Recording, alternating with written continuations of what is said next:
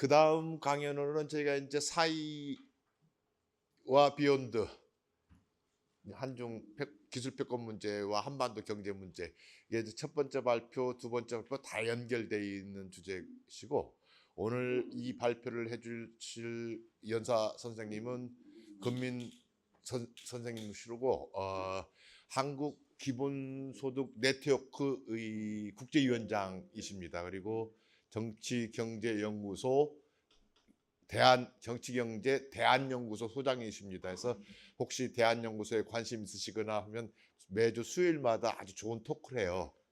아주 공부를 하는데 후원도 좀 해주시고 그 URL 누르면 되니까 아니 이렇게 바깥에서 하는 공부들은 우리가 자발적으로 같이 좀 돕고 회원을 해주면 서로 힘이 되고, 그리고 거기서 한국에서 거의 이 중요한 한국 사회 그 최근 10년이라는 그 대한연구소에서 거의 한국에서 뭐 여야 관계없이 메인 이슈들은 기본 개념들은 다 생산했어요. 대표적인 개념으로 기본소득, 기본사회 이런 시리즈들은 기본적으로 이제 그 출발이 소스가 원천이 이 대한연구소입니다. 그래서 대학 어느 기관도 못 해준 역할들을 지금 이렇게 하고 있습니다. 그래서 굉장히 저희가 모시기 어려운 분인데 이렇게 와주셔서 너무 감사드리고 오늘 강연도 굉장히 기대가 됩니다. 큰 박수로 환영해 주시면 감사하겠습니다.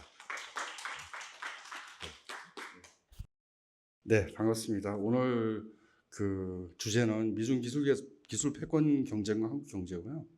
뭐 좀 정확하게 주제 분류를 좀 하자면, 한쪽에서는 국제 통상 질서의 변화, 소위 공급망 재편기를 다루고요. 그리고 다른 한쪽에서는 전 세계적인 기술 경제 패러다임 전환, 그러니까 AI 전환 문제를 다룹니다. 혹시 아시는지 모르겠지만 홍콩 출신의 기술 철학자가 있는데요. 유쿠이, 허욱이죠. 한국식으로 읽으면. 그 사람의 개념이 코스모 테크닉스라는 개념이 있어요. 이게 사실 인공지능이건 기술이건 디지털 인공지능 기술이 사실은 세계 이해나 우주관에 다 다르다. 중국이 다르고 미국이 다르다고 얘기를 합니다. 그런데 뭐 따지고 올라가 보면 하이데거 부터 이 사람 제자인 스티글렛까지 뭐 시몽동 이런 사람들이 주장하고 연결이 되죠. 근데 사실은 그렇지는 않습니다. 기술 유용성이라는 측면에서 보면은 뭐 업치거니 덧치거니 같은 기술 경로를 갖고 같은 기술을 개발하고 있는 겁니다. 그러나 우리는 어떤 기술에 대해서 결정론적인 사고를 할 필요는 없습니다. 어떤 기술을 개발할 건가, 그리고 어떤 방향으로 개발할 건가는 전적으로 그 사회적 합의에 따라서, 즉 사회적으로 구성됩니다. 그래서 유쿠이가 말하는 게 절반쯤은 맞습니다. 그러나 중국과 미국이 완전히 다른 그런 세계 이해에서 테크노 코스모스를 가지고 있다 이렇게 말하기는 어렵다. 그리고 실제 같은 방향, 같은 경로의 기술을 가지고 서로 경쟁하는 관계다 이렇게 저는 봅니다. 일단 먼저 어제의 질서, 우리한테 좀 익숙하죠. 그래서 트럼프 대통령이 뭐라 그러면 야 이게 뭐야 이게 룰을 갖다 어기네 이런 느낌이 들게 만드는 어제 우리한테 익숙한 질서, 어제의 질서가 뭐냐, 자유무역 체제죠. 그리고 이 자유무역 체제의 최종적인 형태가 차이메리카였습니다. 중국과 미국이 공생하고 하나의 체제 속에 두 가지 어떤 두 가지 극으로 결합되어 있는 체제죠. 자, 이게 어떻게 해서 성립했고 또 어떤 위기 속에서 이 종식됐는가, 이 과정을 좀 알아볼 필요가 있어요. 이 차이메리카는 수출 주도 성장국 중국, 그다음 부채 의존 성장국 미국의 상호 의존 그리고 불균형입니다. 상호 의존을 하는데 세계 경제 차원에서는 거시경제 불균형이 있는 거죠. 역사적으로 보면은 독일, 일본, 한국, 대만, 중국 이 다섯 나라가 대표적으로 자유무역 체제의 수혜자입니다. 제가 80년대 에 대학을 다녔는데요. 그때는 WTO 반대 막 하고 그랬어요. 그리고 뭐 WTO 반대부터 FTA 반대까지 자유무역 체제에 대한 반대가 진보적인 아젠다인 것처럼 됐던 시기입니다. 근데 사실은 지금 와서 돌이켜 보면은 자유무역 체제의 수혜자들은 이 수출 주도 국가들이었다라는 겁니다. 반면에 미국은 기축 통화를 가지고 있죠. 달러 패권 국가죠. 그래서 당시에는 어떤 진보 담론이 달러 패권을 막 공격했어요. 근데 달러 패권의 핵심적인 작동 원리는 뭐냐? 미국은 패권을 가지고 있기 때문에 세계 경제 유동성을 공급해야 돼요. 달러를 공급해 줘야 돼요. 미국이 달러를 공급해 주려고 하려면 수입을 많이 해야 됩니다. 그러니까 미국의 경상수지는 적자가 나죠. 그리고 재정 적자까지 가는. 이 재정 적자는 사실은 레이건 시대에 어떤 이 국방 문제 때문에 생겼다라고 또 설명을 하지만 사실 그것은 1980년대에 처음 등장했을 때 문제고 지금 완전히 구조화되어 있습니다. 1985년에 플라자 합의로 일단 봉합을 하죠. 그러나 지금 30년이 지났죠. 플라자 합의 이후로 지금도 여전히 부채 의존 성장은 구조화되어 있습니다. 미국은 여전히 국채를 발행하고 그리고 국채 기반의 부분지급 준비금 제도, 그 은행이 신용대출을 하고 대출 기반으로 미국 국내에다가 유동성을 공급하고 또 전 세계적으로는 국채를 발행함으로써 달러라는 기축통화 유동성을 전 세계에 공급하는 그런 체제로 돌아가는 겁니다. 21세기 초반에 차이메리카가 이제 성립이 됐다 이렇게 사실은 이 차이메리카가 굉장히 서로 상호 오존하기 때문에 뭐 서로 갈등이 있지만 서로 존중해야 되고 어쩔 수 없이 엮여 있는 그런 어떤 공생적인 체제를 뜻하는데 사실 미국의 트럼프 1기 정권 이전의 모든 민주당 정부가 차이메리카에 대해서 경제적으로는 의존적이기 때문에 어떻게 할 수가 없다라고 본 겁니다. 다만 군사 안보적으로는 중국을 관리해야 된다. 이 정도의 이제 입장을 가지고 있었던 거죠. 좀 더 들어가 보겠습니다. 트리핀 딜레마라는 건데요. 이 기축통화국가의 딜레마를 얘기합니다. 기축통화국가가 흑자를 내면, 그러니까 미국이 흑자를 낸다. 그러면 다른 나라는 달러를 못 벌어들이잖아요. 그 유동성이 축소가 돼요. 그럼 세계 경제 침체되겠죠. 근데 미국이 그러면 유동성을 공급해 주려고 그러면 다른 나라 물건 많이 사줘야 됩니다. 그럼 미국이 적자가 돼요. 그러면 기축통화 신뢰성이 추락합니다. 이게 딜레마입니다. 이 딜레마는 사실은 초기 브레튼 우드 체제가 때부터 있었고 1971년에 금태환 중재로 종식이 됩니다. 프랑스 드골이 아니 뭐 그냥 우리 가서 현물 금 배에다 실어 올게 막 이랬거든요. 그리고 뭐 지불을 금태환을 해줄 수가 없으니까 금태환 안 하겠다 그랬죠. 그러나 사실은 그것을 이제 브레튼 우즈 1이라고 그러고 그 이후에는 브레튼 우즈 2라고 부르는 질서가 등장을 하는데 미국 국채가 그 역할을 담당하는 거죠. 이제는 국제 금융 시스템을 미국이 장악하고 있다. 미국이 금태환을 한다가 아니라 국제 결제 시스템을 미국이 장악하고 있다는 게 기축통화국가라는 말의 실제 내용입니다.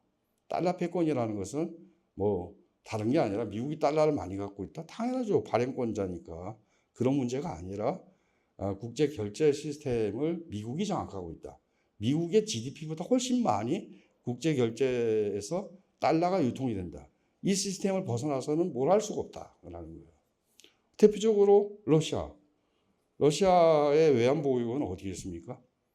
유럽 중앙은행이나 미국 중앙은행의 준비금 계좌에 있어요. 그것은 외환 보유고라는 게 달러 지폐가 러시아 중앙은행에 쌓여 있는 게 아니라는 겁니다. 미국 중앙은행 연준 계좌에 있거나 유럽 중앙은행 계좌에 있다는 겁니다. 그러면 이걸 지불 동결을 한다라는 거는 결제망에서 차단시킨다는 거죠. 동결하면은 푸틴은 쓸 수가 없죠. 그래서 지금 현재 묶여 있죠. 이란도 마찬가지입니다. 그걸 이번에 너희는 호르무즈 열어라. 그러면 동결자산 풀어줄게. 이렇게 협상을 하고 있는 거고요. 그러니까 결국 달러 패권이라는 거는 국제 금융 시스템을 누가 장악하고 있냐 이 문제인 겁니다.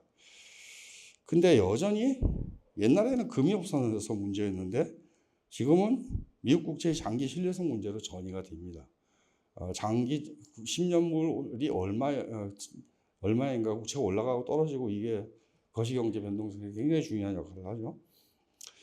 자, 그럼 브리튼 우즈 2는 어떤 문제를 일으켰느냐? 마찬가지예요. 그런데 금융 결제 시스템, 실물금이 아니라 현물금이 아니라 금융 결제 시스템의 장악 문제로 전이가 되면서 미국의 금융화가 다른 나라에 비해서 일찍 시작이 됩니다. 그리고 제조업 공동화를 낳습니다. 자, 브레튼 우즈 1이건 2건 달러는 어떻게 리사이클링이 됐는가를 따져볼 필요가 있습니다. 70년대는 페트로 달러 리사이클링이라는 거였고요. 그러니까 원유국에 석유를 사요. 그럼 그 사우디아라비아 등이 미국 국채를 사고 달러는 사우디에 있는 게 아니라 미국으로 다시 환류하죠.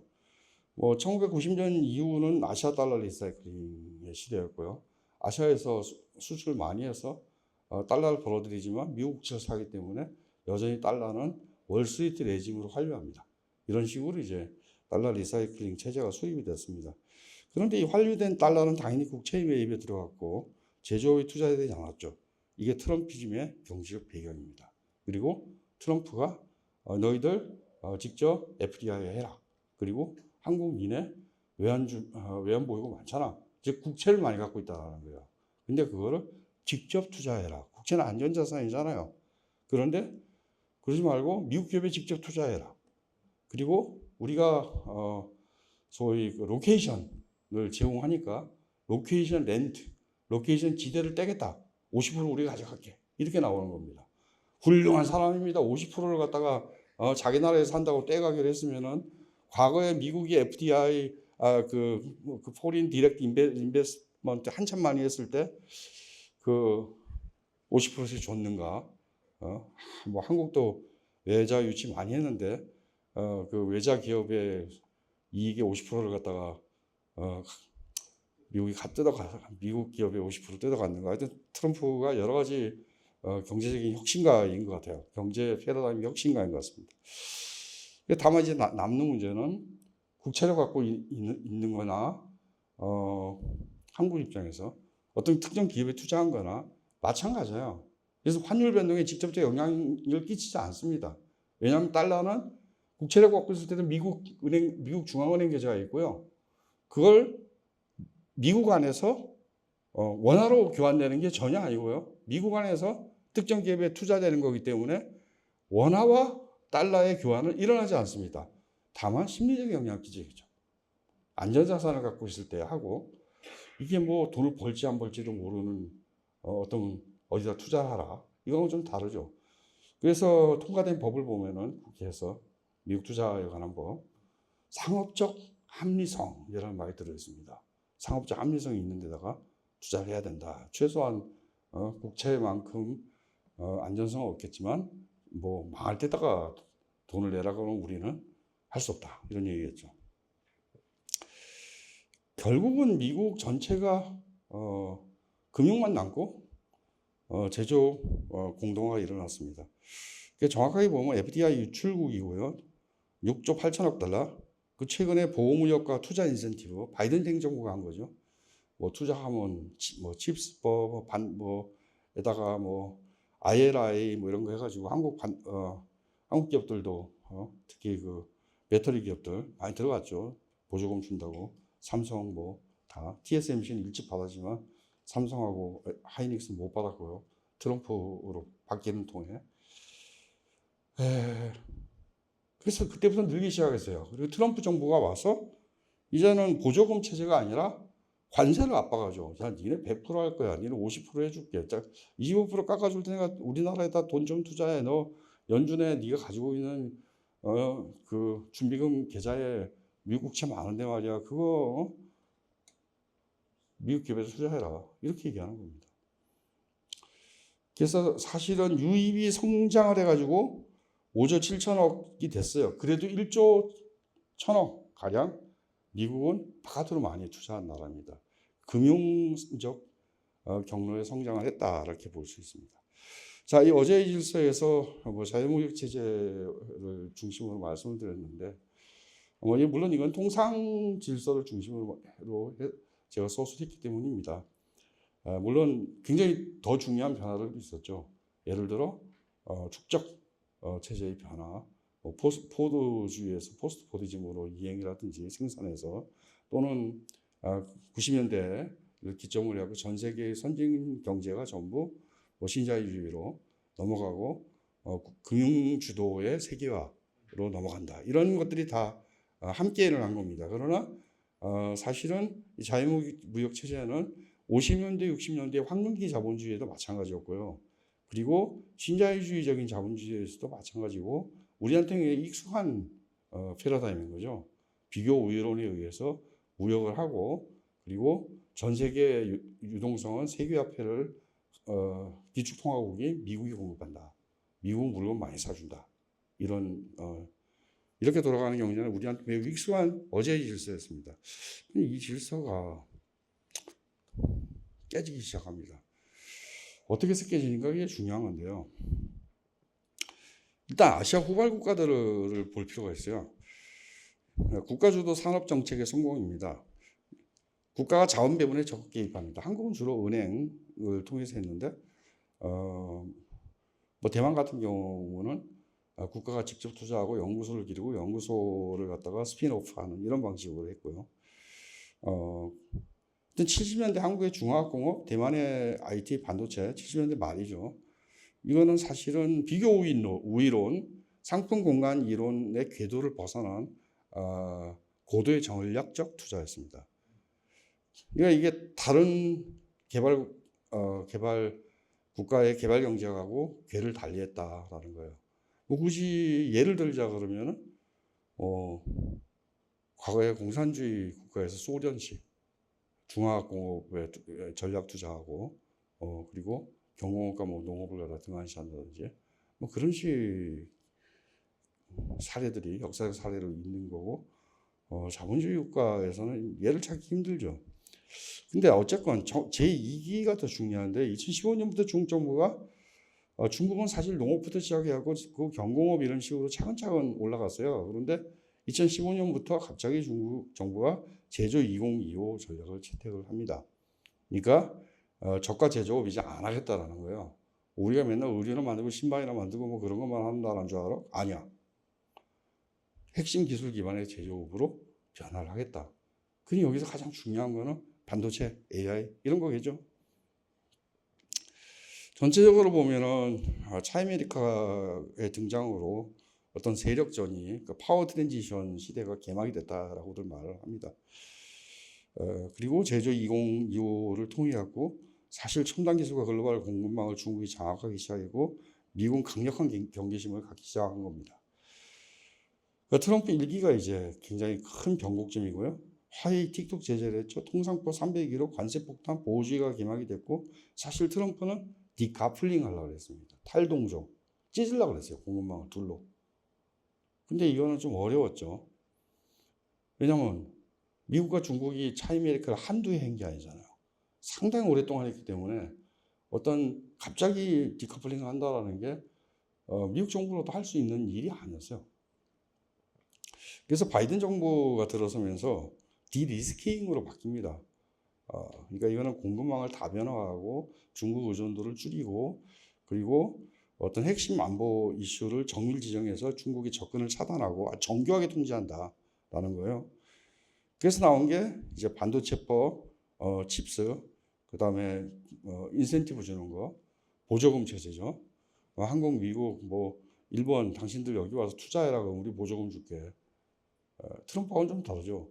투자 안 하면 관세 올릴게. 이거하고 바이든은 들어와라 보조금 줄게. 이게 좀 다릅니다.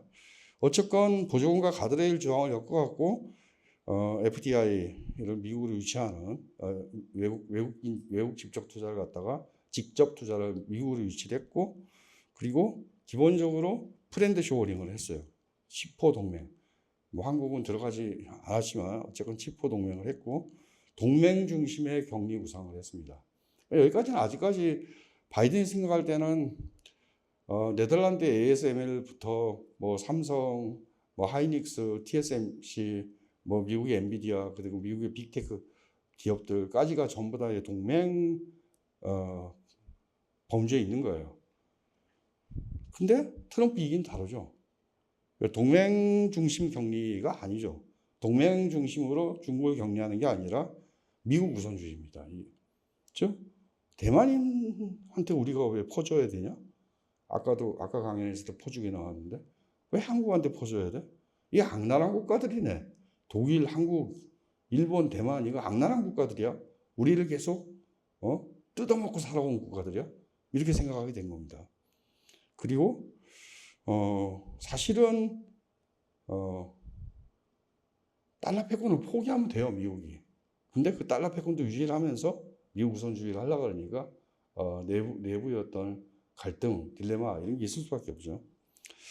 그리고 특히 이제 반도체하고 조선 하나는 이제 방산 문제고요, 하나는 핵심 테크고 그래서 국내화, 영내화를 하는 거다라는 게 트럼프 행정부가 내세우고 있는 목표입니다.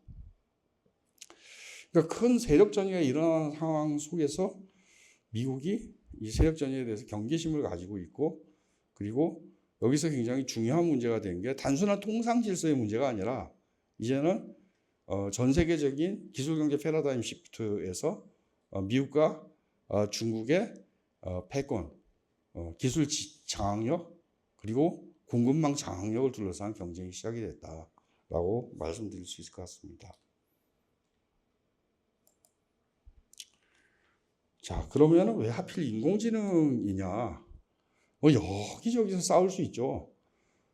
조선도 사실은 중국 조선업이 그 임금 비용을 낮춰가지고 전 세계를 상대로 해서 공세적으로 구축을 했던 거고, 과거에 중국의 제조 2025 이전에 여러 가지 중국의 경쟁 정책들이 있죠. 근데 지금은 그게 아니라 이 모든 문제가 인공지능 경쟁으로 초점이 맞춰지게 됐다라는 겁니다. 이유는 인공지능이 바로 범용 기술이기 때문입니다. 그러니까 제너럴 퍼포스 테크놀로지라고 이제 부르는데요. 범용 기술은 뭐냐? 모든 산업에 다 쓰일 수 있는 거예요. 옛날에 뭐 다보스 포럼에서 제4차 세계혁명, 제4차 뭐 산업혁명 이런 말을 꺼내갖고 유행을 했었는데 그때는 뭐 로보틱스, 인공지능 그리고 바이오 테크놀로지 뭐 이렇게 해서 한 10개의 기술을 갖다가 이렇게 병렬적으로 나열하면서 4차 산업혁명이라는 말을 했어요. 근데 사실은 지금은 그냥 인공지능이에요. 왜? 로보틱스? 뇌가 인공지능이잖아요.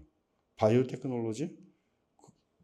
전부 다 인공지능을 가지고 시뮬레이션 해보고 개발 연구 개발 기간을 갖다가 압도적으로 단축하죠. 그러니까 사실 모든 분야에 쓰인다라는 거예요. 모든 분야에 모든 산업에 쓰이고 그것만이 아닙니다. 생활 영역. 저도 사실 이걸 오늘 노트북 LM으로 돌려볼까 해서 돌렸는데 그림을 이상을 잡고 그래가지고 그리고 제가 그림을 고칠 수가 없어갖고 그냥 포기해버렸거든요. 한 2-3시간 시간만 쓰다가 이제 이거 포기해버렸는데 잘하는 분들이 있죠. 프롬프팅이라고 그러죠. 잘하는 분들이 있는데 생활 영역, 공공 영역에도 들어갑니다. 뭐 한국도 마찬가지예요. 뭐 모든 정부 부처가 에이전틱 AI를 사용해서 뭐 국민 비서라든지 뭐 행정 편의라든지 이런 것들을 하고 있고 상담을 줄이고 뭐 하려고 합니다. 그리고 군사 분야로 확산이 되고 있다. 기술혁명 역사상 유례없는 속도 파급력이 있죠.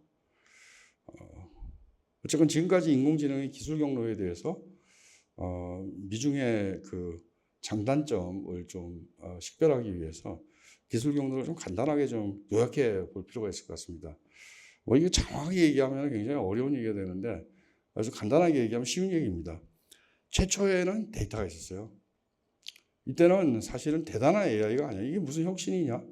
그러니까 그 구글 그 공동 창업자 중에 하나인 페이지라는 사람이 페이지 랭크라는 걸 만들어가지고 구글의 검색 기능을 갖다가 뭐 향상시키고 그래서 검색에 있어서 유저 그 수를 확보하고 그러다 보니까 데이터를 축적하게 되고 그러다 보니까 구글이 연결주의 인공지능 그 전에 이제 상징주의 인공지능을 개발했었는데 룰 기반의 규칙 기반의 연결주의 인공지능이라는 건 규칙 없이 그냥 데이터를 학습시켜 가지고 그 인공지능이 알아서 로컬 룰이라고 그러죠. 그 룰을 인공지능이 생성하게 만드는 겁니다. 그걸 한 거예요. 그러니까 구글이라든지 아마존이라든지 이런 테크 회사들이 우위에 있었죠. 그 당시에 이제 인공지능을 플랫폼 자본주의 인공지능이라고 부르고요. 그런데 이게 한 2010년부터 한 14년경에 큰 어떤 빅뱅이 일어납니다. 그 전에 다 CPU로 했거든요. 근데 이제 어느 날 힌튼 스쿨의 어떤 젊은 박사과정이 아니 뭐 CPU는 비싸고 GPU는 그 당시에 싸고 게임하려고 그러면 GPU가 필요하고 GPU로 한번 돌려봐? 돌렸더니 GPU 여러 대를 격렬하게 사니까 잘 되더라는 거예요. 그래서 엔비디아의 시대가 열리는 거죠. 그래서 GPU가 없으면 훈련을 못하고 훈련을 못하면 인공지능 개발을 못하는 거죠. 그럼 GPU를 많이 가지면 많이 가질수록 유리한 게임이 됩니다. 그래서 기술 독점의 시대가 됩니다. 그 전에는 뭐 스탠퍼드 대학이라든지 힌튼 스쿨은 토론토 대학이었는데요. 이런 대학에 있는 연구소 사람들이 인공지능 개발을 하고 기업이 받아가는 형태였어요. 그런데 이 GPU 독점 시대 이후에는 대학의 GPU가 무엇입니까? 다 기업이 가지고 있지. 10만 장, 5만 장씩 갖고 있어야 되는데. 그러니까 어떻게 되나요? 역전이 됩니다. 대학, 뭐 스탠퍼드 대학 연구소 같은 경우도 기업의 종속이 돼서 기업의 프로젝트를 하는 이렇게 되는 겁니다. 기술 독점의 기술 경로가 트랜스포머 이후에 생성형 AI 혁명을 갖다가 결정한다라는 겁니다. 근데 여기 중국의 반격이 있죠. 이 고사양 GPU를 중국은 수출 통제 때문에 가질 수가 없었어요. 그러니까 그러니까 엔비디아 고성능 엔비디아 제품들에 대해서 수출 통제를 했고 지금도 뭐 H200 준위 많이 하고 있고 심지어 트럼프는 수출 관세를 매깁니다. 엔비디아에. 그러니까 미국이 수입할 때 관세 매기는 게 아니라 수출할 때 관세 매기는 희한한 케이스가 하나 있는데 그게 GPU입니다. 그래 너희들 힘들면 그래 수출해. 근데 여기까지는 봐줄게. 그 이상 사양은 안 돼. H200까지 수출해. 다만 관세는 내야 돼. 이렇게 돼 있는 거죠. 그래서 중국은 어떻게 했느냐. 딥시크 충격이라는 게 있었죠. 저사양으로 그런데 모델의 효율화 기술을 적용해서 효율화 기술 경로를 가게 된 겁니다. 그러니까 이게 엔비디아의 종속의 실은 뭐 구글 같은 데서는 TPU, 텐서플로우, TPU 같은 게 등장하고 뭐 심지어는 뭐 냉각 기술의 절감이라든지 여러 가지 이 자원 절감 효율화 기술 경로들이 만개를 하게 됩니다.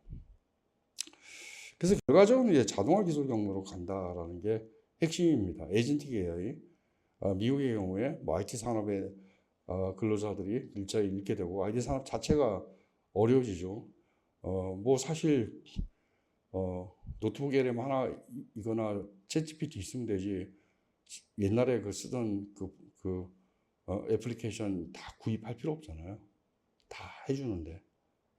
그러니까 IT 업계 자체가 이제 어려워지고 뭐 사모부실 이런 까지 이제 나타나고 뭐 그게 이제 등장하고 있습니다. 어쨌건 에이전틱 AI는 사무 관리직들을 갖다가 줄이는 뭐 보이지 않는 자동화예요. 근데 에이전틱 AI는 사실은 예를 들어 제가 에이전틱 AI를 쓰면 저의 그 노동 능력을 증강시켜주는 오그멘테이션 테크놀로지입니다. 이게 증강 기술이에요. 그런데 제 회사에 사장이 있고 10명이 일을 해요. 10명이 일을 하는데 다 2배로 증강이 됐어요.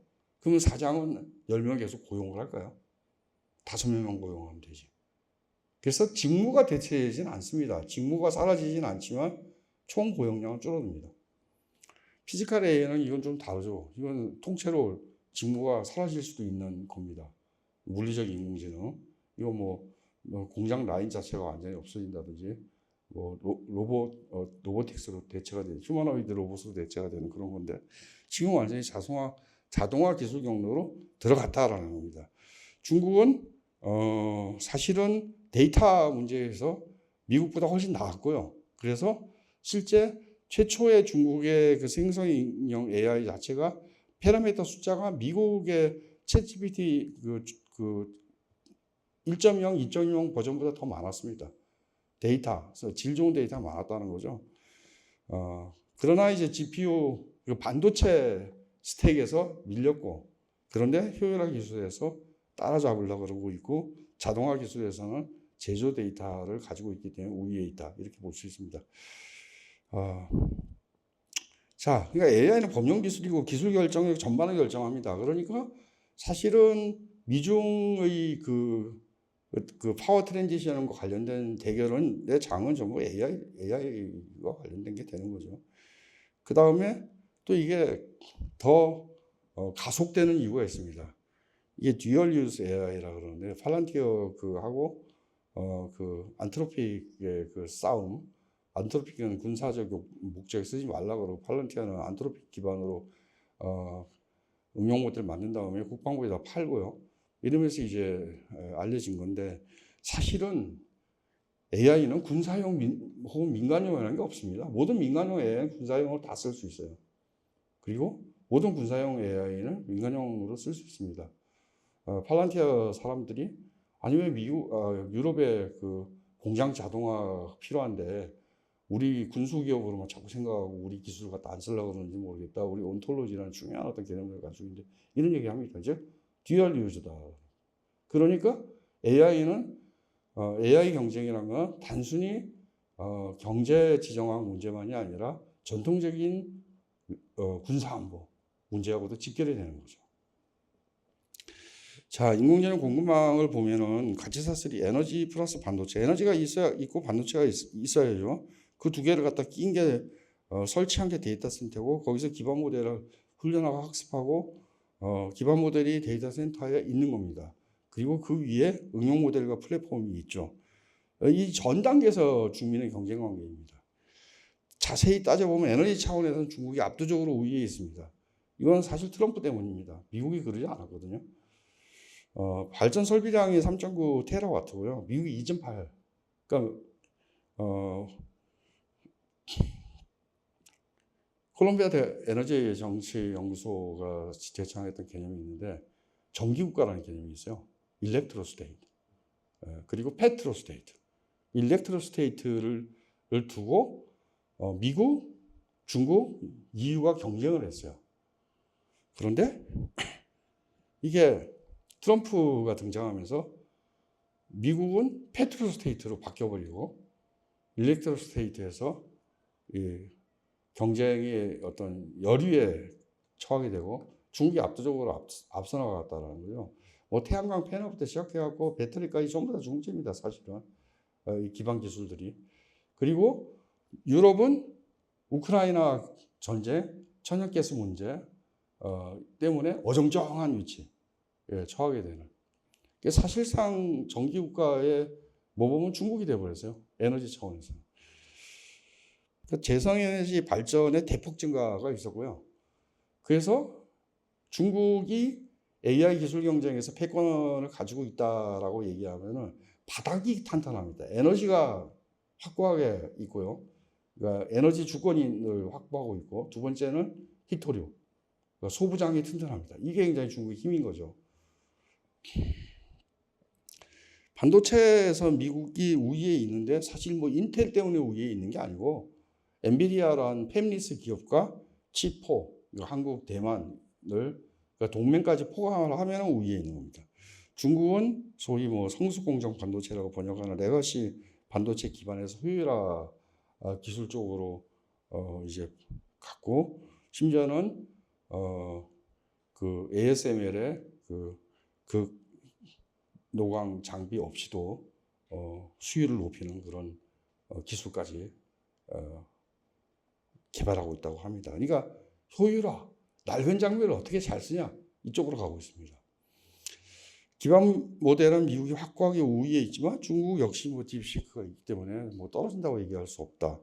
다만 물리적 AI가 최종 전장일 텐데 여기서는 중국의 우위가 분명하고 미국 블록에서는 경쟁할 그래도 능력이 있는 잠재력이 있는 국가는 한국밖에 없다. 이렇게 얘기가 나오고 있죠. 이유는 간단합니다. 제조업이 공동화되어 있는데 데이터가 없잖아요. 제조 데이터, 양질의 제조 데이터가 없는데 한국의 기업의 경우는 일찍 디지털 전환을 했어요. 그러니까 공장 제조 데이터가 전부 문서가 아니라 디지털 기록물들입니다. 데이터라는 것은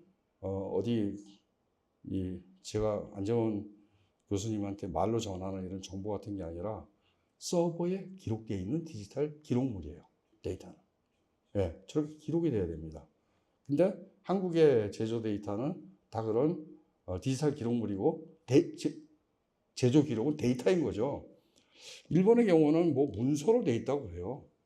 뭐 이렇게 기록을 안 하고 이렇게 모든 것을 대장 잘 만들어진 수기로 이렇게 돼 있다고 그래요. 정확하게 그래서 이 사실 안 되는 거죠. 그렇게 해서는. 그러니까 한국이 상당히 유리한 위치에 있는 건 분명합니다. 자, 지정경제학인데요. 지정경제학이 많이 떴죠. 국제 관계에서 소위 가치동맹 중심의 자유주의나 또는 전통적인 영토 개념 중심의 현실주의, 이게 다 국제 관계를 설명을 못하게 되고, 그러면서 지정경제학이 떴고, 이 논문은 왜 무역관계와 금융을 통한 압박으로 지정학적 의지를 관찰하는가, 이 문제에 대해서 프레임워크를 만든 겁니다. 그러니까 지오 이코노믹스 프레임워크인데요. 여기서 빠진 질문이 있어요. 이 빠진 질문이 오히려 중요한 건데요. 그럼 이 목표는 뭐냐? 왜 그러냐라는 거예요. 답은 굉장히 간단합니다. AI 기술 패권 확보를 위해서다. 지정경제학 프레임워크는 사실은 AI 지도체계인 겁니다. 트럼피즘의 그래서 수출을 통제하건 관세를 때리건 또는 바이든 행정부나 트럼프 공이 추구하는 전략인 역내화, 여기와 생산해 니네 그 공장 뜯어서 일로 오면 안 돼? 라는 역내화 전략 전부 AI 기술 패권 확보를 위한 수단이다, 이렇게 볼 수 있습니다. 트럼피즘은 제조 르네상스를 하겠다 그러는 건데요. 지난번에 현대 사고인가 노동자들 쫓아내고 그랬던 사건, 그때도 그런 얘기 했지만 여전히 고용 중심적 사고를 가지고 있어요. 그런데 미국의 노동경제학자들은 아제모글로 이런 사람들이 아우토 아제모글로 이런 사람들이 옛날부터 디지털 전환 때부터 트럼피즘의 이 문제에 대해서 짧은 논문들을 여러 차례 썼는데 그게 가능하냐라고 봅니다. 중국 변수 때문이 아니다. 자동화 변수가 굉장히 크다. 아니, 지금 인공지능 시대에 제조업을 미국에 갖고 온들 그게 무슨 거기에 고용이 창출이 되냐? 아닐 거다. 단지 물류 비용만 좀 줄겠죠. 미국의 생산이 미국에서 파니까. 실어 오는 비용은 줄겠죠. 근데 미국 노동자들이 가서 일자리가 생긴다. 이거는 굉장히 고용 창출력 효과는 매우 미미할 거다라고 노동경제학자들은 봅니다. 그리고 AI 기술 패권 경쟁을 하려면 노동 친화적인 인공지능을 하기가 어렵잖아요.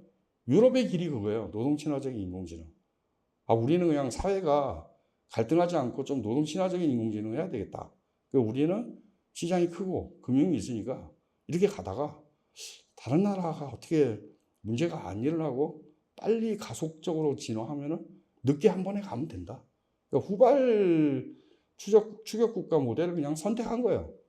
근데 미국은 그냥 기업 주도로 하고 있는 거고 중국은 국가 주도로 하고 있는 거예요. 마구 달리고 있는 열차들이에요. 근데 이 AI 패권 경쟁에서 트럼프가 생각하듯이 미국의 많은 그 평범한 노동자들의 일자리가 생기고 소득이 올라가고 이게 가능할까? 이 질문을 해볼 필요가 있다. 사실은 러스트벨트의 노동자들이 속고 있는 건데 뭐 할 수 없죠. 그건. 네, 인공지능 전환의 국제 효과입니다. AX 인공지능 전환을 이렇게 표시들을 하던데 AX라고. 긍정 효과는 당연히 생산성 향상이죠. 물론 디지털 전환 시대에 소로의 생산적 역설이라는 게 있어요. 그러니까 이게 소용은 늘어나는데 GDP 증가는 안 보인다 눈에.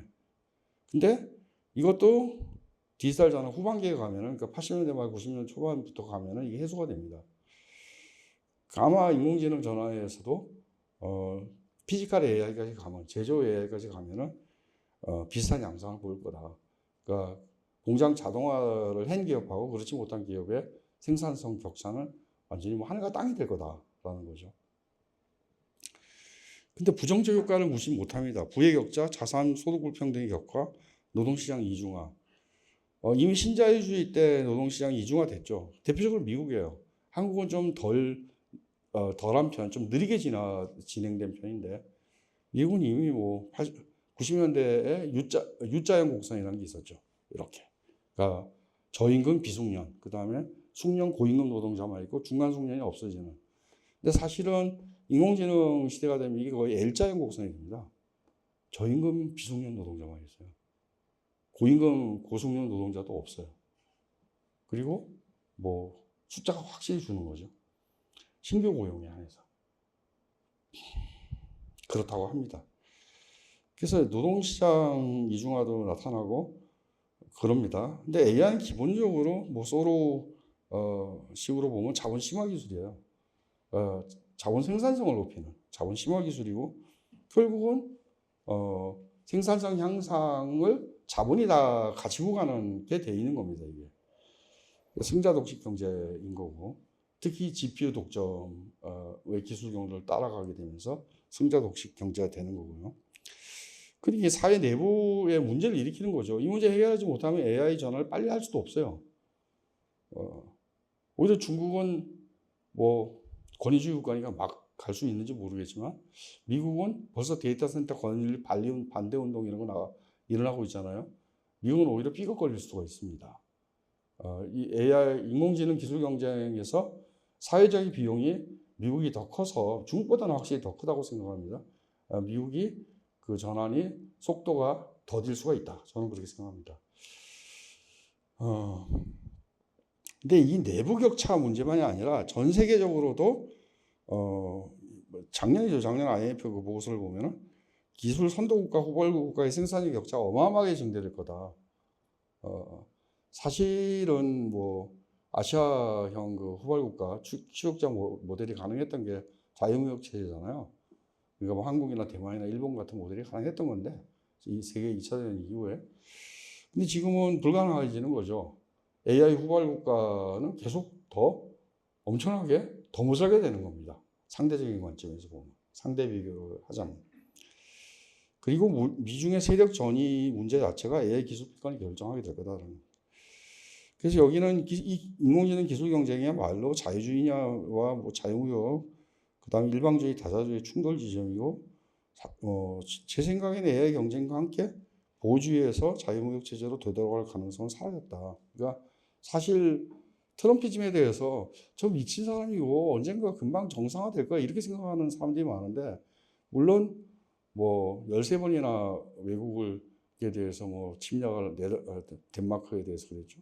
우리 침략할 거야 뭐 이런 또는 진짜 하거나 이란이나 뭐 이런 경우처럼 그건 좀 예외적으로 좀 공격적인 정부지만 군사 안보에서 예외적으로 공격적이지만 근데 바이든 정부와 트럼프 2기의 차이가 뭘까? 보조금 체계에서 관세 압박, 투자 강요 체제로 바뀐 것밖에 더 있나? 라고 저는 봅니다. 사실은 과거의 자유무역 체제로 돌아갈 가능성은 없다. 다음번에 민주당이 대통령이 되더라도 좀 완화된 트럼프주의일 거다. 완화된 보호무역주의일 거다라고 봅니다. 그래서 사실은 전 세계적으로 AI와 관련해서는 뭐 소브린 AI가 확산이 되고 있죠. 한국도 뭐 독자 파운데이션 모델 개발한다 그러고, 아랍 국가들도 뭐 그런 생각을 하고 있고, 뭐 언어 문제 때문이다 그러지만 언어는 다 번역되죠. 그런 문제가 아니라 사실은 기반 모델을 갖고 있느냐 없느냐의 문제는 군사 안보 문제에서도 핵심이고요. 그리고 두 번째는 모든 응용 모델이 기반 모델 위에 일종의 AI 에서 서비스로서 AI 개념으로 탑재되는 거기 때문에 모든 응용 모델이 기반 모델에 계속 임대를 내야 되는 거예요, 사용료를.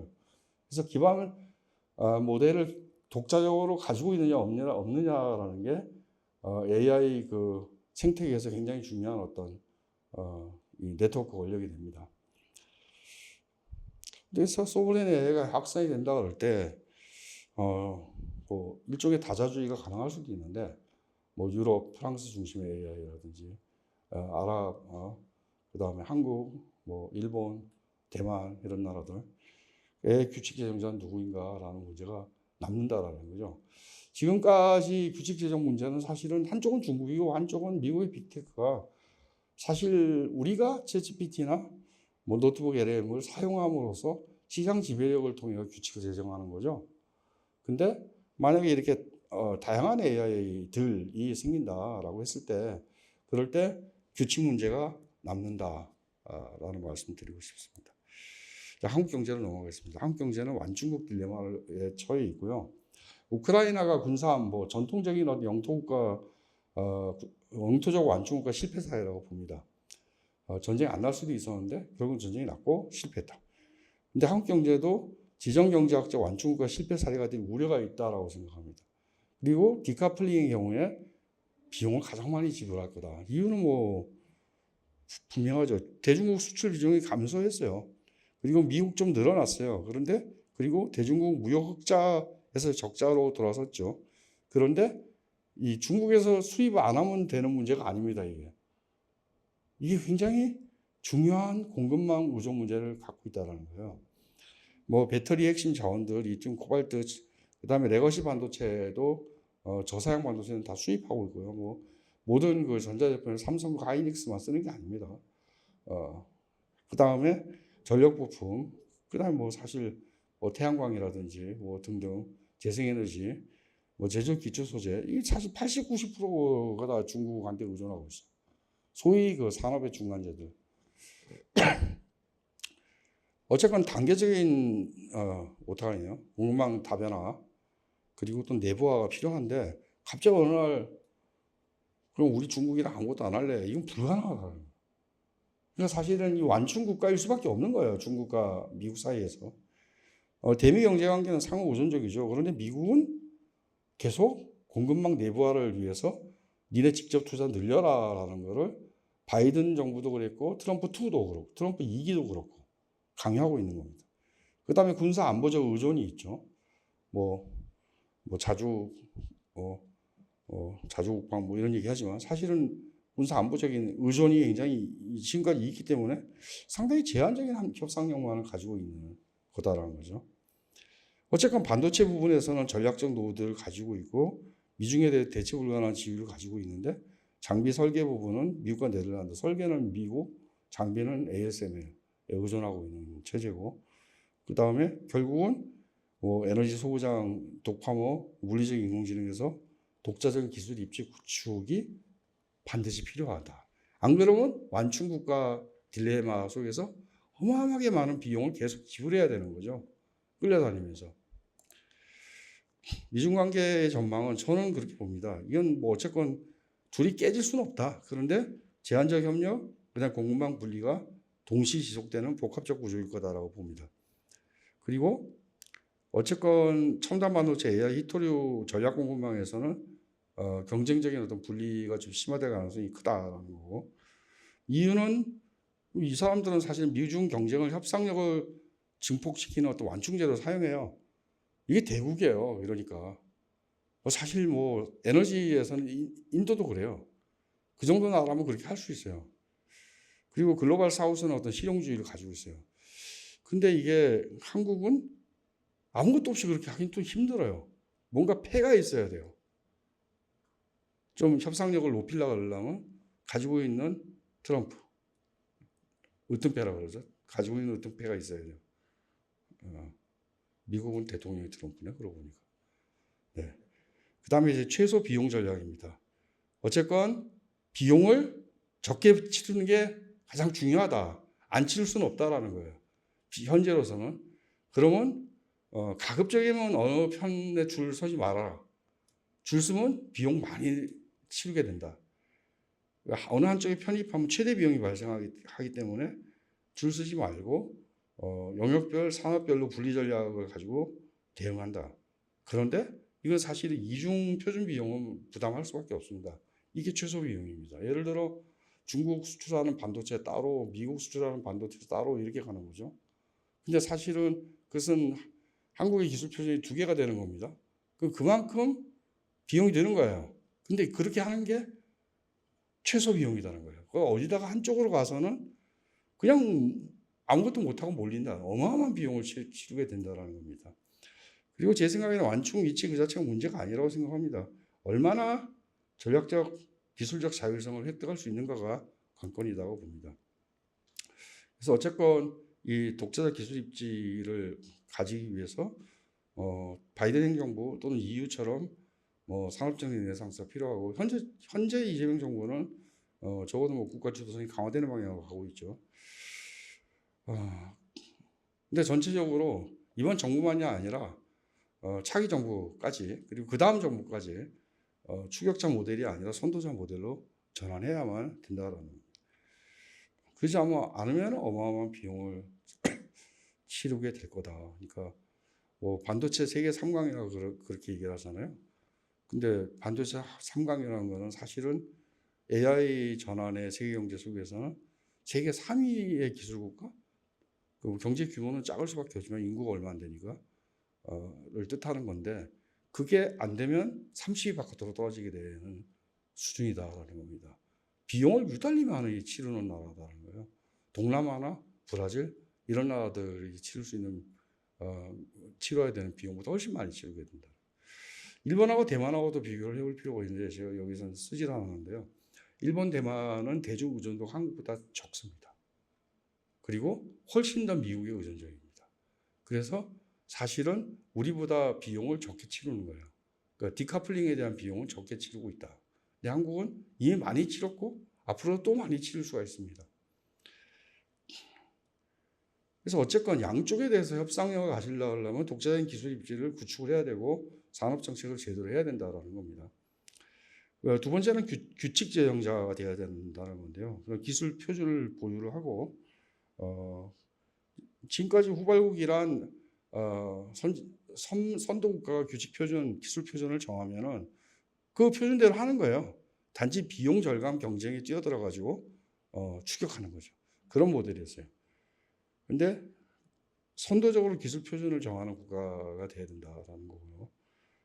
그리고 이런 기술 표준뿐만 아니라 윤리, 거버넌스, 분배 규칙 이런 모든 면에서 어떤 사회적인 차원의 규칙 시행적 지위를 가져야 된다.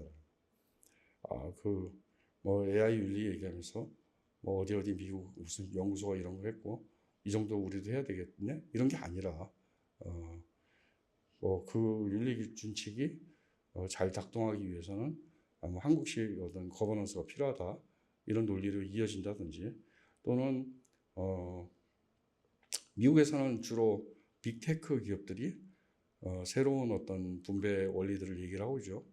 AI 초과 이윤을 갖다 분배한다든지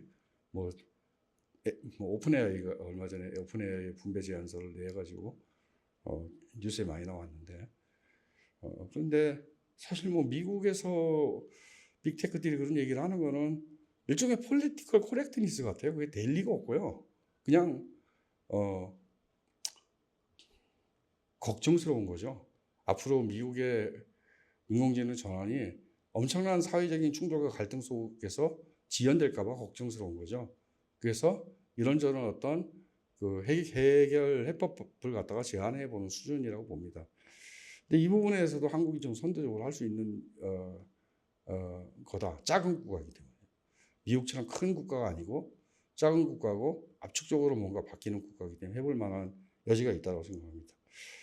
그 다음에 무역규칙에서도 다자주의를 통해서 공동제정자가 되려는 노력들을 좀 할 필요가 있다. EU나 글로벌 사우스와 협력을 해서 무역규칙 문제에서도 그럴 필요가 있다고 생각합니다. 마지막은 사회적 규칙 문제인데 뭐 이재명 정부가 모두 AI 얘기를 하죠. 근데 주로 얘기하는 거는 접근 활용 문제입니다. 그리고 통제, 거버넌스, 윤리준칙 문제들, 이익공유 차원이 빠져 있다라는 겁니다. 사실 뭐 최근에 뭐 반도체 초과 이유는 누구의 것이냐 이런 얘기들 많이 나와서요. 이익공유 차원을 빼고 접근권 통제권만 주목하면 사회적 갈등이 불가피할 거라고 보고요. 혁신이 일어난 지점부터 분배 규범이 동시에 작동해야 된다. 사후적 과세를 통해 하는 것보다는 오히려 투자 구조와 배당 구조를 함께 가져가는 게 낫다라고 생각합니다. 저는 뭐 국가가 배당형 국펀드, 시민 배당형 국펀드 만들어서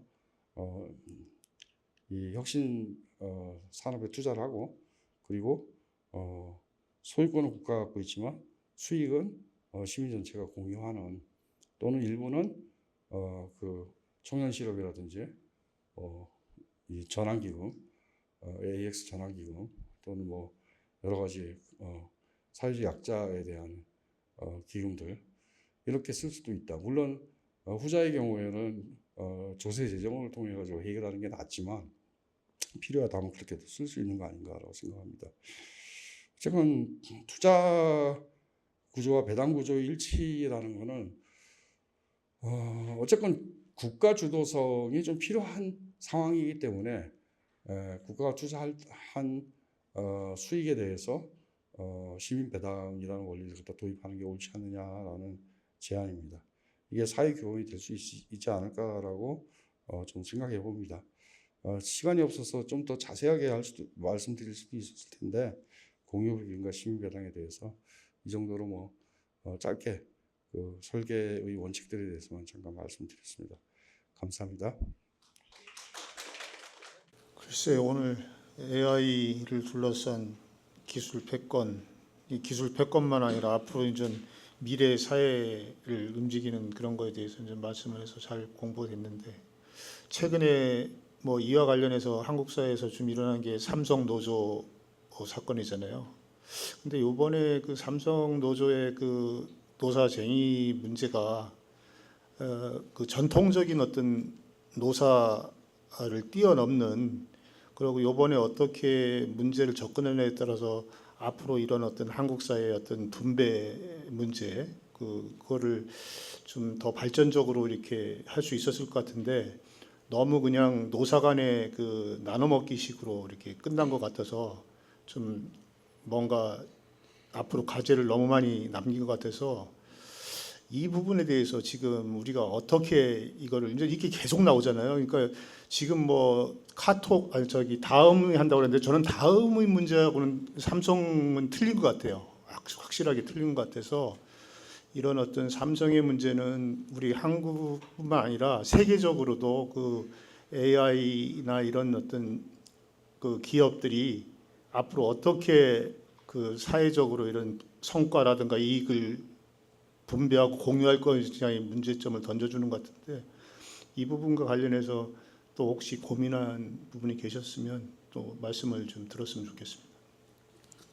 자본주의 황금기 50년, 60년대 유럽형 모델 예 당사자 자본주의 이게 좀 불가능해진 시대가 아닌가라는 생각을 하고요. 그러니까 고용 기반 복지 체제도 그 부정합성을 드러냈고 그리고 사실 일자리 없는 사회가 성금성금 다가오고 있고 그리고 뭐 이런 말하면 욕 되게 많이 들어먹겠지만 엠플로이먼트 렌트 그러니까 고용지대도 있습니다. 근데 일자리 지대라는 게 분명히 있고 뭐 그런 시대가 됐죠. 그래서 가장 깔끔한 방법은 국가가 R&D 투자를 할 때 지분권을 획득하는 겁니다. 어떤 특혜 경제가 되지 않으려면 법적인 지분권을 국가가 획득을 하고 그 지분에 해당되는 수익을 국가의 재정으로 쓰는 거죠. 그리고 그 중에 일부는 어떤 뭐 알래스카 연구기금처럼 절반은 시민 배당을 하고 절반은 다른 재정 수요에 쓴다든지 이렇게 할 수가 있겠죠.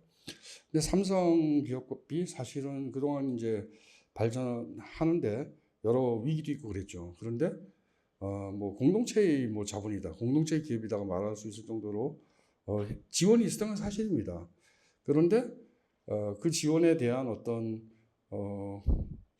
사회적 책임, 도덕적 책임 이런 건 있을 수 있지만 법률적인 어떤 근거는 확보하지 않은 채 국가 지원이 이루어졌다. 라는 거죠. 그게 이제 마츠카토라는 영국 경제학자가 있는데요. 그 사람이 미션 이코노미라는 책이 있습니다. 거기서 특혜 경제라고 합니다. 특혜 경제를 하지 않으려고 하려면 반드시 그 지분에 대해서 국가가 위험을 부담하는 만큼 국가도 이 보상 체계에도 들어가야 된다라고 얘기합니다. 지금 현재의 경우에는 그런 게 없으니까 그럼 이거 어떻게 봐야 되느냐? 사실은 속수무책이죠. 파업하면 더 큰 경제 피해가 있으니까 그게 이제 저는 그건 고용지대라고 생각합니다. 그리고 사실은 기업이건 노조건 뭐 노조는 사회연대기금 실험을 한다든지 기업은 오픈 AI 제안서처럼 AI 초과 이윤, 그때 AI 초과 이윤은 빅테크의 이윤뿐만 아니라 반도체, 소부장 기업의 초과 이윤까지 다 포괄하는 AI 관련 모든 산업의 초과 이윤을 획득한 기업이 출연을 하자 그래요. 출연을 하자. 물론 출연금은 돌려받습니다. 그런데 그 수익은 기업이 가져가는 게 아니라 수익은 국민들한테 나눠주자. 그래서 뭐 10년 거치, 20년 거치, 뭐 또는 뭐 100년 거치 이렇게 출연하자. 그리고 국가도 내놔라. 그래서 그 사회부기금을 만들어서 그 사회부기금으로 인공지능 관련 산업에 투자를 하고 초과 이윤을 국민들한테 배당하는 사회로 가는 게 자기들로서는 좋다고 생각한다 라고 얘기합니다. 오픈AI 보고서는 조세로 과세를 해서 그거를 환수해서 기본소득을 나눠주는 거는 좀 실효성이 없는 것 같다라고 얘기합니다. 왜냐하면 뭐 저도 많이 생각을 해봤는데 이 부분에 대해서 그게 과세가 잘 안 될 것 같아요. 항상 샘 알트만도 그렇고 미국의 빅테크 그 오너들이 부유세 얘기 한참 했거든요. 근데 부유세 낸 적은 없어요. 그러니까 사실 과세란 어렵다. 그리고 그렇게보다 생산적 투자를 해라란 말이 더 빠르고, 그러니 이것은 출연을 해서 생산적 투자를 하고 다만 배당은 기업이 받지 않는 걸로 국민한테 돌리는 걸로 그렇게 갈 수도 있을 거라고 생각합니다. 이왕에 지금까지 지원을 받아서 굉장히 큰 혜택을 받아서 이런 초과 이윤을 만드는 거니까. 근데 이제 제가 어떤 책을 하나 읽다 보니까 20대 이대남들이 되게 그런 거에 강하잖아요. 근데 그 이대남들도 그 기본소득에는 찬성한다고 그러더라고. 기본소득에 대해서는 22대남 같은 사람들도 기본소득 필요하다는데 상당히 많이 동의를 한다는 거예요. 그래 그런 걸 보면서 역시 요번에 삼성 노조 같은 거를 보면 저도 상당히 좀 그런 걸 노조의 이런 것들을 이해하려는 어떤 기본적인 어떤 경향이 있지만 요번에는 이게 심정적으로 좀 이해가 안 가더라고요. 그러니까 요번 것들이 가진 어떤 충격이 되게 많을 것 같아요. 그러니까 일반 삼성 안에서도 그렇지만 삼성 바깥에 있는 어떤 노조의 사람들도 그렇고 일반 어떤 시민들도 그렇고, 그래서 제가 볼 때는 하여간 뭐 이거를 계기로 새로운 어떤 틀을 짜야 되지만 요번에 삼성의 경영이라든가 노조에서 자기네들이 6억을 다 갖지 않고 한 3억 정도씩은 뭐 내서 우리 사회의 어떤 노동 뭐를 개선한다든가 환경을 개선한다든가 이런 기금으로 좀 하고, 회사에서도 좀 그런 식으로 좀 했으면, 그런 어떤 움직임에 대한 어떤 촉구라든가 이런 것들이 있었으면 너무 좋았을 거라는 생각이 드는데 하여간 새로운 방안을 짜는 거는 저기지만 이 노사들의 지금 잘 나가는 기업들의 노사들의 어떤 인식이 너무 옛날식에 갇혀 있다. 이래서는 한국 사회가 훨씬 더 그 갈등 내지 그 상실감으로 이렇게 더 폭발되지 않겠느냐 이런 생각이 듭니다. 아니, 물론 뭐 저도 이제 동의하고요. 그리고 사실 이해 당사자 자본주의의 그 아주 그 끝물에 몇 가지 실험들이 있죠. 스웨덴의 뭐 연대임금제라든지 또는 뭐 코빈 프로그램이 있었죠. 맥도날드 코빈 프로그램이 있었는데 뭐 좀 기본소득 설계 비슷한데 또 기본소득이 아닌 그런 겁니다. 그러니까 모든 노동자 임금의 10%를 아니다. 모든 기업의 10% 지분을 갖다가 이 국가가 가지고 있는 거로 간주하고 그 지분의 그 배당을 모든 노동자에게 똑같이 나눠준다. 뭐 이런 생각을 한 적도 있어요. 그러니까 뭐 그런 주장들은 계속 있었던 건데 이게 사실은 스웨덴 같으면은 그 연대임금 제도가 뭐 결국은 그거 역시 뭐 제대로 돌아가지 않게 됐지만 어쨌건 부분적으로 도입이 됐던 거는 뭐 선별노조의 조직률이 70% 80% 되고 선별노조 결정하면 다 따르는 그런 시대였으니까. 그런데 지금은 그런 게 아니잖아요. 한국은 뭐 조직률 자체도 낮고 또 기업별 노조로 사실 움직이는 거고, 그리고 이 경우는 사실은 일자리 지대가 분명히 있는 거라고 봅니다. 그러니까 그리고 이 초과 이윤이 있고 초과 이윤에 대한 일자리 지대를 요구한 거고, 그리고 그거는 뭐 거래주의에 입각하면은 기업 측에서 양보할 수밖에 없는 거고 그런 거죠. 그래서 여기 대해서는 사실은 법이나 정치 제도가 개입하는 방법은 아까 말씀드린 것처럼 어떤 이 초과 이윤 개념을 좀 정교하게 사회적 논의를 해서 제도화하는 거라고 봅니다. 물론 이 초과 이윤이라는 게 경제학적으로는 어려운 개념인데요. 근데 제도나 법에는 있어요. 바이든이 만든 그 칩스법, 거기에 보면 이렇게 돼 있어요. 기업 너희는 10년간의 그 기업의 그 예상 수익에 대해서 보고해라. 그리고 그걸 넘는 초과 이윤은 미국 정부가 가져간다. 어떻게 쓸 건가는 안 나와 있습니다.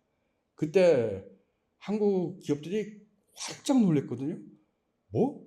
우리 영업 전망을 내놔라. 그리고 우리 영업 전망 이상이 되면은 미국 정부가 가져간다고? 우리 보고 투자를 하라는 얘기야, 말라는 얘기야. 그러니까 바이든도 트럼프는 50% 갖고 간다고 얘기했지만 이미 그 시초는 칩스법에 이미 있었던 얘기예요. 넘으면 가져가겠다. 초과이윤이라는 개념이 있습니다. 거기도 업사이드 쉐어링이라고 표현이 되고요. 그 다음에 횡재세, 그 영국이나 뭐 네덜란드 등에서 나왔던 횡재세, 그 우크라이나 전쟁 때 횡재세에 대한 초과이윤 개념이 있고요. 그 다음에 OECD의 그 조세 회피에 관한 뭐 협약 이런 게 있거든요. 뭐 법인세 최저세율 합의하고 이런 게 있는데 법인세 최저세율은 필라 1이고 필라 2가 있습니다. 필라 2가 뭐냐면 플랫폼 기업, 디지털 플랫폼 기업의 초과 이윤이에요. 그래서 그 초과 이윤은 디지털 플랫폼 기업의 초과 이윤은 그 로케이션, 그 로컬 정부가 조세권을 가진다. 서버가 아일랜드에 있건, 구글 서버가 싱가포르에 있건, 아일랜드에 있건, 그리고 본사가 미국에 있건, 소재지가 어디건, 그 초과 이윤이 발생했을 때, 그 소재지 국가가, 그러니까 소비지 국가, 그 유저가 사는 국가의 세무당국이 조세권을 가진다라는 합의가 있었습니다. 미국이 안 따르니까 아무것도 아닌 뭐 휴지가 된 합의지만 그때도 초과 이윤이라는 개념을 썼죠. 그래서 사실은 과세에서는 종종 쓰였던 개념입니다. 과세에서. 다만 뭐 경제학적으로는 이게 어디까지가 초과 이윤이고 어디까지가 이윤이고 뭐 이런 거 좀 따지기 힘들죠. 이 상당히 광범위한 내용 정리하시는 것만 해도 엄청난 일이었을 텐데 정리를 잘 해주신 것 같아서 잘 들었습니다. 그 뭐 코멘트랄까 그 한 가지 말씀드리면, 그러니까 마주카토 얘기하시고 미션 이코노미도 말씀하셨는데, 이 국가가 지분 투자하는 문제, 그러니까 마주카토가 원래 그런 거에 관심이 많아서 그런 얘기를 좀 했는데, 이게 굉장히 그 현실에서는 되게 그렇게 작동이 안 되는 것 같아요.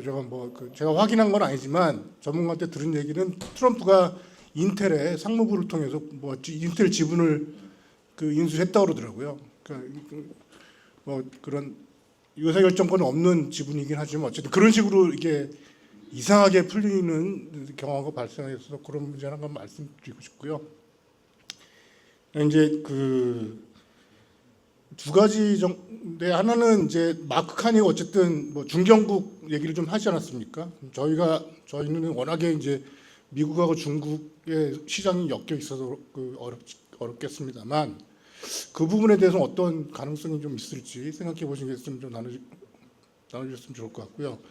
두 번째는 데이터, 이제 여기 초과 이용 이런 얘기를 쭉 하셨는데, 데이터가 처음에 이제 어쨌든 뽑아야 되니까 중국 같은 경우는 보니까 데이터 트레이딩 센터를 만들었어요. 그냥 아예 만들어 버려서. 근데 아직까지는 비즈니스 모델이 안 나오는 것 같습니다. 그냥 자기들끼리 뭐 하는 것 같은. 왜냐하면 데이터 가격을 책정할 수가 없으니까.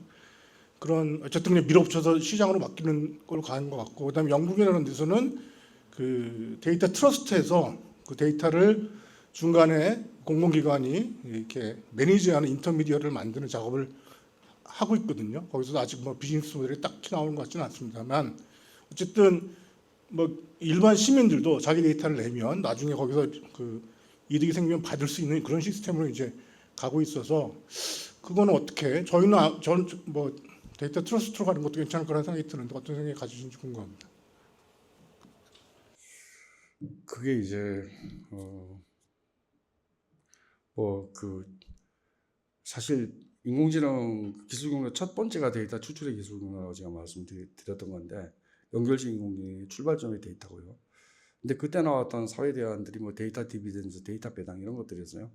뭐 레니어라든지 또 몇몇 선구적인 뭐 VR 선구자들 뭐 이런 사람들도 다 데이터 배당을 얘기하고 그랬는데, 근데 그 사람들이 데이터 배당 얘기할 때 얘기하던 말이 있습니다. 뭐냐면 개별적 데이터 거래에서 수익이란 거의 안 나올 것이다. 매우 낮다. 그런데 집단으로서는 이 데이터에 기업 수익이 굉장히 많이 의존하고 있다. 이건 받을 만하다. 그래서 이걸 국민들한테 뭐 n분의 1로 나눠주는 기본소득식으로 뭐 그렇게 설계하면 어떠냐, 이런 식의 얘기들이 그때는 좀 많았고, 실제 뭐 기본소득 세계대회에서 발표도 되고 그랬습니다. 거기까지 제가 말씀을 드릴 수 있을 거고, 근데 지금 와서 보면요, 이제 인공지능 기술 발전이 데이터 추출 기술 경로를 더 뛰어넘었어요. GPU 투자를 해야죠. 데이터 센터 만들어야죠. 결국 빅테크의 초과 이유는 거기에는 에너지도 들어가 있고요. 거기에는 데이터 센터의 냉각 기술도 들어가 있고요. 결국에 최종적으로 피지컬 AI까지 되면은 로보틱스도 들어가 있고요. 그러니까 사실은 고정자산에 대한 투자에서 자본 심화 기술로서 나오는 것들도 들어간다는 거예요. 그러니까 과거처럼 처음에 구글이나 페이스북이 등장했을 때처럼 그렇게 주로 광고 플랫폼이죠. 광고 플랫폼들이 등장했을 때처럼 데이터 인클로저를 통해 가지고 이렇게 이윤이 창출되는 메커니즘 많이 아니다라고. 물론 데이터 없으면 아무것도 할 수 없는 건 사실입니다. 그럼에도 불구하고. 그런데 이윤의 원천이 고정자본 투자에서도 나온다라는 겁니다. 그래서 제 초과 이윤이 나오는 거기 때문에, 문제를 데이터 차원에서만 해법을 찾는 것은 좀 지금처럼 커져버린 인공지능 초과 이윤의 시대에는 안 맞다, 이렇게 저는 좀 생각하고요. 그래서 오히려 투자 지분 모델이라든지 이 지분 투자와 시민 배당 모델의 결합이라든지 이런 문제에 대해 좀 다각적 설계가 필요하고, 오픈 AI 보고서도 그런 취지를 담고 있다라고 생각합니다. 미국의 인텔 투자만이 있는 게 아니고 트럼프 굉장히 많이 국가 지분 투자했어요. 그런데 사실은 그 국가 지분 투자가 트럼프를 찍은 러스트벨트 노동자의 수중에 들어가는 건 아닙니다. 배당 이익이 즉 배당권에 있어서 문제가 있다 이 말씀 드릴 수 있고요. 두 번째는 그럼에도 불구하고 인텔을 갖다가 지원한 거는 어쨌건 공급망 역량화 문제 그리고 뭐 마추카츠식의 전략 투자 개념을 이익하겠다 이렇게도 볼 수 있을 것 같습니다. 우리 입장에서는 뭐 트럼프가 국제 무역 질서뿐만 아니라 산업 정책에 있어서도 좀 낡은 타워부들을 다 깼다. 그런데 나쁜 방향으로 가고 있다. 그게 뭐 그래서 오히려 여기서 트럼피즘에 대한 비판은 과거의 어떤 그 정말 이제 폐기된 과거의 규범을 가지고 비판하는 게 아니라 방향의 뭐 리다이렉팅이라고 얘기를 해야 되나 방향을 재설정하는 그런 식으로 개입하는 게 좀 좋지 않을까 생각합니다.